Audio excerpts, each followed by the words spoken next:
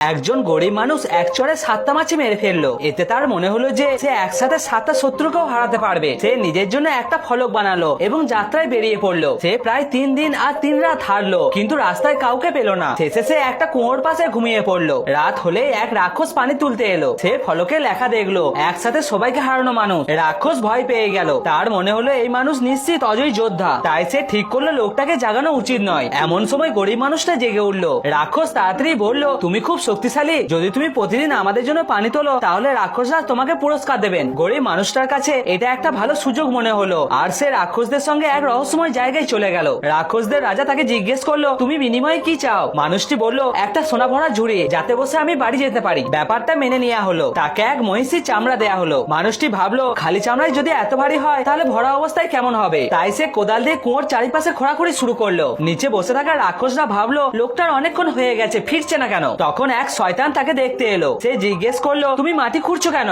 গরিব লোক বলল, প্রতিবার পানি আনা অনেক কষ্ট হবে, তাই আমি পুরো কুয়ো নিয়ে যাচ্ছি। এটা শুনে রাক্ষস ভয় পেল এবং বলল, না, আমার মা চোখে কম দেখে, যদি সে কুয়োয় পড়ে যায় তবে বড় বিপদ হবে। সে তাড়াতাড়ি মানুষটিকে আরেকটা কাজ দিল। এবার তাকে জঙ্গলে গিয়ে চন্দন কাঠ ভাঙতে হবে। শয়তান বলল, এটা তো সহজ কাজ, শুধু হাত দিয়ে কাঠটা মুড়ে দাও। কিন্তু যেই মানুষটা কাঠটা ভাঙতে গেল, সে ছিটকে গিয়ে সরাসরি একটা খরগোশের গর্তে পড়লো। লোকটা দৌড়ে পালানো খরগোশটাকে দেখে তার পিছনে ছুটলো। কিছুক্ষণ পর রাক্ষস এসে বলল, কোথায় দৌড়াচ্ছ?